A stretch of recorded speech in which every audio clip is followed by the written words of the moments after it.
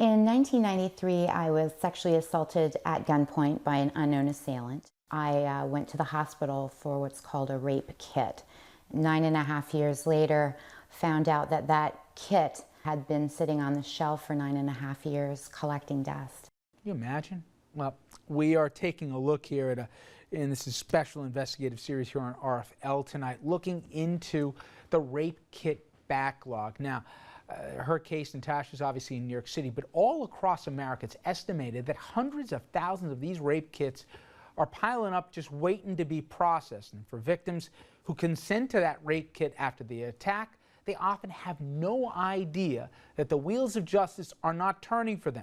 They walk around thinking that police are out there hunting the rapist, when the reality in many cases is that the valuable DNA evidence from their attack has never even been submitted to the crime lab.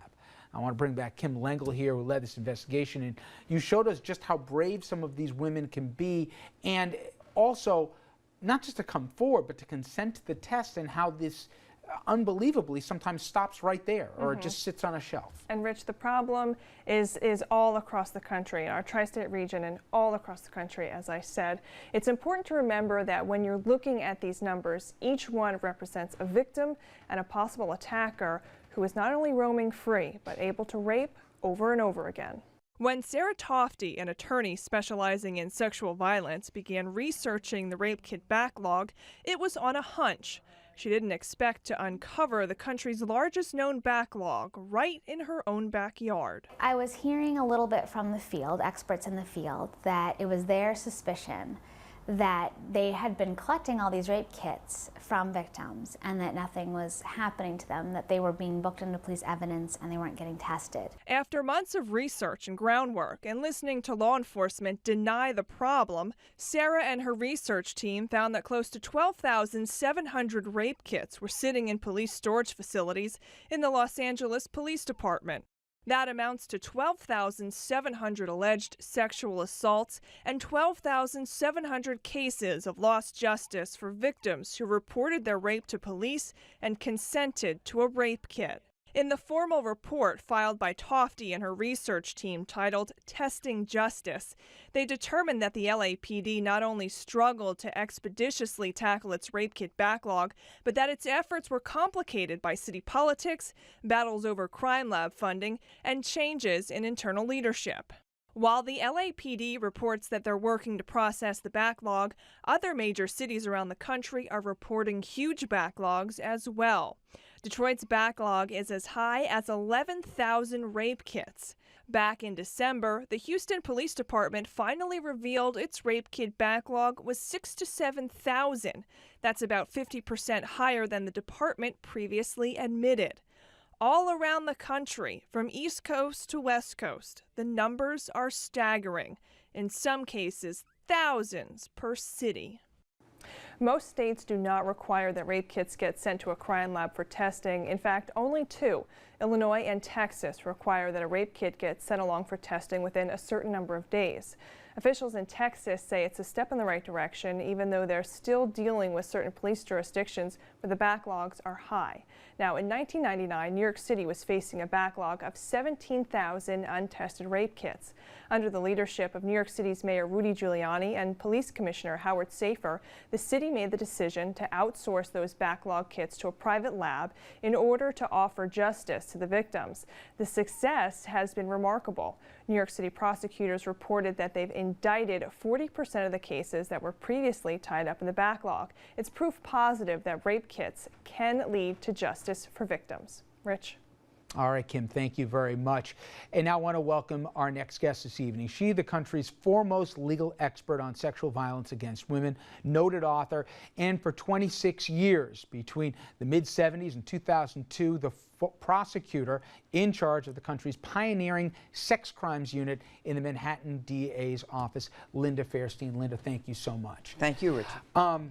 And not to date you, but you remember a time when there wasn't DNA, right? Not only no DNA, but no rape evidence collection kits when I started in the office in 1972. So both enormous step forwards. And in fact, as Kim articulated, take us to the late 90s when then Mayor Giuliani, Howard Safir, and yourself all of a sudden decided, you know what, we're going to process at great expense all these rape kits. And you had a big backlog, didn't you? We had a huge backlog, 17,000 cases in New York.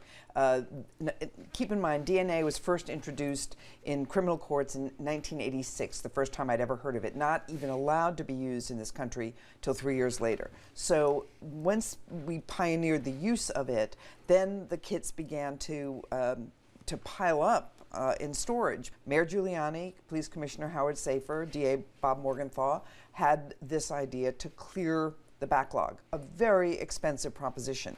And there was no way that our fantastic forensic biology lab in the city was able to do this. And so the decision was made to outsource, and it was made by the mayor at great expense to pick 3 accredited labs and send these 17,000 kits out, knowing that it would take years for results to come back.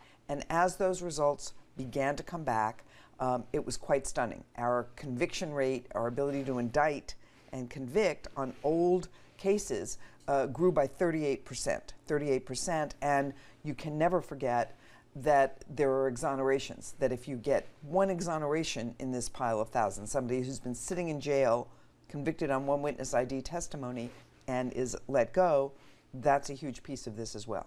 Try and put this in human terms for people, and if you could, talk about the story of Charles Courtney Jr., because in many ways his story so illustrative of both wrong mindsets, opportunities missed, and terrible consequences. Absolutely terrible consequences. It really starts as a story in 1996 when a 17-year-old girl was attacked in Los Angeles. She'd just gotten a new car for her birthday, a little VW, took it to the car wash, and was attacked by a stranger at knife point who drove her away under a secluded overpass and repeatedly sexually assaulted her. He took her license. He said, "I know where you live. I'll get you. You tell anybody, I'll get you." She, of course, reported it immediately. The kit was examined. That's all she knew. End of story. She couldn't identify anybody. She looked at photos and mugshots. There was no connection to anything. You go back to Ohio in 1998, 2 years after that, when a man named Charles Courtney and his wife have a domestic dispute that includes her claim that her husband sexually assaulted them. Most people didn't take domestic violence and domestic sexual assaults particularly seriously at that point in time. The case was plea bargained, and because it was a domestic dispute, the rape kit was never examined in that case, was never tested, was never uploaded. The wife at the time contended that she was raped at knife point, but the law enforcement at the time said, all right, this is going to be tough to prosecute. We're not going to process the kit. We're not going to do it. We know who he is. So wrong. So after Mr. Courtney got out of jail, a young woman was shopping at a local convenience store, was abducted at knife point by a stranger. That stranger we now know, she did not. It's Charles Courtney, who took her at knife point and raped her repeatedly the way he had raped the young woman in L.A., 1996. So as it turns out, the rape kits developed in Amber's case. Amber is the young woman in 2001. Charles Courtney is identified. He's sitting in jail. Turns out, worst of all nightmares, Charles Courtney was a long-haul trucker. He went all over this country. And the young lady in L.A. was a victim of his. Her rape kit was examined. She was never told the results. She called regularly to the local police department, was never told that her detective retired. She looked at the California Victims' Bill of Rights. Nobody else seemed to pay attention to it. And it was really only after a friend of hers who worked for an advocacy group said to her, let's walk in the door and kick that door down and find out what happened, that she had her own kit tested. The years of nightmares, the years of thinking when she heard noises outside her apartment that it was her rapist coming back, turned out to connect her to Charles Courtney, the marital rapist, the domestic violence offender, who also raped another 18-year-old girl. Neither case, I think, had to have happened had there been a DNA data bank. This is the part I don't get. You explained to me that it's about $1,000 to process a kit. So who makes the call where to spend the money? Bureaucracy, as Kim learned, is involved.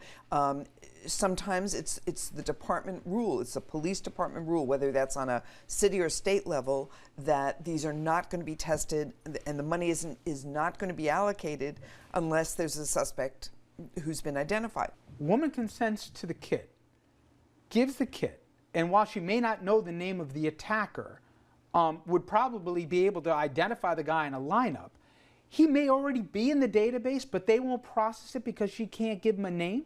That happens in many, many places. And many prosecutors' offices still are not prosecuting acquaintance and date rape cases. Linda, you can almost follow the money on this. You can see very clearly how much money is saved by testing the kits and locking the perpetrators up versus letting them roam free. You also have the therapy for the victims, the hospitalization costs for the victims. All the while, the attackers are roaming free and society still has to pay for their mistakes. Oh, yes. To walk into an evidence collection storage unit in cities and states in this country would just, it's like getting kicked in the gut to see the number of untested kits rising to the ceiling in huge storage units, to know that there are cities that have thrown out old kits. Do you think, I'll start with you, Kim, if it was actually put to a referendum and you said to the public, okay, it's going to cost you X dollars a year out of your pocket, but we will process every kit here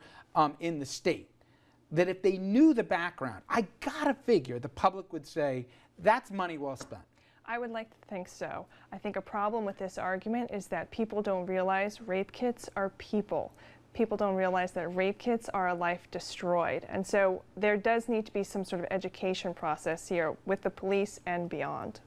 I agree with Kim entirely, and I think it's part of the reason the Natashas are so important, because until you put a face and a name to this crime, so that it could have been your daughter, your sister, your coworker, it is that combination of taking the personal and making it understand that this is an epidemic problem in this country, epidemic problem, sexual violence, and we have a fairly good solution. Linda, thank you so much. Thank you I for appreciate it. shining the light on this very dark issue. Absolutely.